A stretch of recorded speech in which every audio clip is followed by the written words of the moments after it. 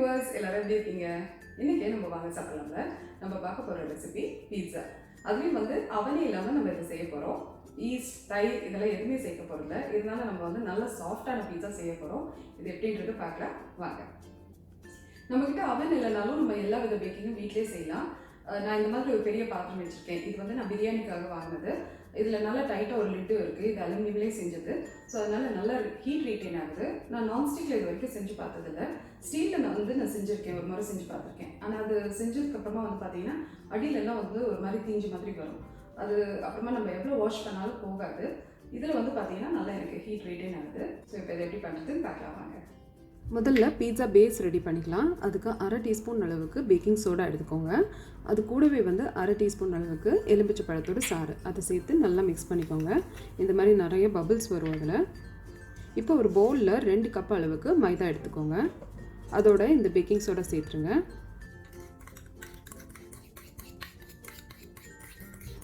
கூடவே தேவையான அளவுக்கு உப்பையும் சேர்த்துக்கோங்க.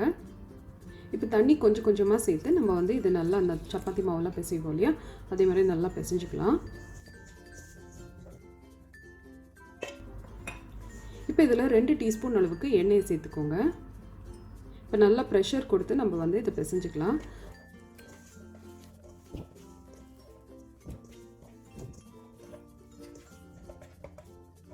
இது கொஞ்சம் ஈஸியாக செய்கிறதுக்காக நான் கவுண்டர் டாப் மேலே கொஞ்சம் மைதா தூவி அதுக்கு மேலே வச்சு இதை ரோல் பண்ணுறேன். நம்ம உள்ளங்கையில் இருக்கிற அந்த ப்ரெஷர் கொடுத்து நல்லா இது மாதிரி ரோல் பண்ணிக்கலாம். நம்ம ஈஸ்ட் எதுவும் சேர்க்கல, அதனால இதோட அந்த சாஃப்ட்னஸ் வர்றதுக்காக தான் நம்ம இதை பண்ணுறோம். மாவுக்கு நம்ம ரெஸ்டிங் டைம் கொடுக்க தேவையில்லை. நம்ம டைரெக்டாகவே பீட்சா போட்டுடலாம். 9 இன்ச்சஸ் பீட்சா பண்ணுறதுக்கு நான் இப்போ தேவையான அளவுக்கு மாவு எடுக்கிறேன். நல்லா மைதா தூவி அதுக்கு மேலே நம்ம இதை ஃபஸ்ட்டு வச்சு நல்லா ரோல் பண்ணிப்போம். இப்போ நம்ம சப்பாத்தி கட்டையால் நல்லா இதை ரோல் பண்ணிக்கலாம். இது ரொம்ப மெலிசாக ரோல் பண்ணிடாதீங்க, கொஞ்சம் திக்னஸ் இருக்கட்டும்.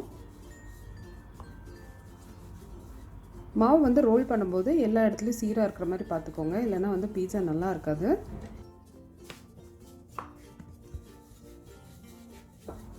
இப்போ 9 இன்ச்சஸ் பேன் எடுத்திருக்கேன். இப்போ அதுக்கு மேலே நல்லா எண்ணெயை தடவி நம்ம இந்த பீட்சா பேஸை அதில் போட்டுருவோம். உங்ககிட்ட அப்படி பீட்சா பேன் இல்லைன்னா நம்ம வீட்டில் யூஸ் பண்ணுற ஸ்டீல் பிளேட்டு யூஸ் பண்ணிக்கோங்க.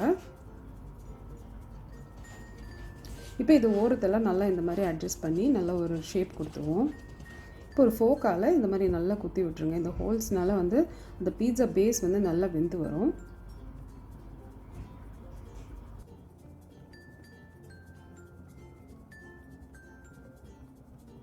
அடுத்ததாக பீட்சா சாஸ் போட்டுக்கலாம். இந்த பீட்சா சாஸோட ரெசிபி நம்ம சேனலில் இருக்குது. அதோட லிங்க் நான் டிஸ்கிரிப்ஷன் பாக்ஸில் கொடுக்குறேன், இல்லைனா மேலே இருக்கிற ஐ ப்ரெஸ் பண்ணாலும் உங்களுக்கு அது கிடைக்கும். இப்போ இந்த சாஸை எல்லா பக்கமும் வர மாதிரி நல்லா தடவி விட்டுருங்க. இப்போ அதுக்கு மேலே நம்மளுக்கு பிடிச்சமான எந்த வெஜிடபிள்ஸ் வேணாலும் நம்ம சேர்த்துக்கலாம். சிக்கன் சேர்த்துக்கலாம், இல்லைனா ஸ்வீட் கார்ன், ஆலிவ்ஸ் எது வேணாலும் சேர்த்துக்கலாம். அப்படி எதுவுமே இல்லைனாலும் வெறும் சீஸ் போட்டு கூட நம்ம இந்த பீட்சாவை செஞ்சுக்கலாம். இப்போ சீஸ் உங்ககிட்ட இல்லைன்னா நீங்கள் இதுக்கு பதிலாக பன்னீர் கூட யூஸ் பண்ணலாம். பன்னீரை நல்லா திருகிட்டு அதை இது மேலே நல்லா தூவி விட்டுருங்க. இப்போ இதுக்கு மேலே கொஞ்சமாக ஆரிகானோ, அப்புறமா சில்லி ஃப்ளேக்ஸ் இது 2 சேர்க்குறேன். இப்போ அடுப்பில் இந்த மாதிரி ஒரு பெரிய பாத்திரம் வச்சுக்கோங்க. அதில் மூடி போட்டு ஒரு 5 நிமிஷம் நல்லா ஹை ஹீட்டில் அது சூடாகட்டும். இப்போ கீழே ஒரு ஸ்டாண்ட் இல்லைன்னா ஒரு பவுல் அந்த மாதிரி ஏதாவது ஒன்று வச்சு அதுக்கு மேலே நம்ம இந்த பீட்சா பிளேட்டை வச்சுருவோம். மூடி போட்டு மிதமான சூட்டில் நம்ம இதை ஒரு 35 நிமிஷம் நம்ம வேக விடலாம். இப்போ பீட்சா வெந்துடுச்சான்னு தெரியறதுக்கு அதோட பேஸ் பார்த்திங்கன்னா நல்லா இந்த மாதிரி கோல்டன் ப்ரௌன் கலரில் இருக்கணும். இப்போ நம்ம பீட்சா ரெடி ஆகிடுச்சு. இப்போ நம்மளுக்கு பிடிச்சமான சைஸில் நம்ம இதை கட் பண்ணிக்கலாம்.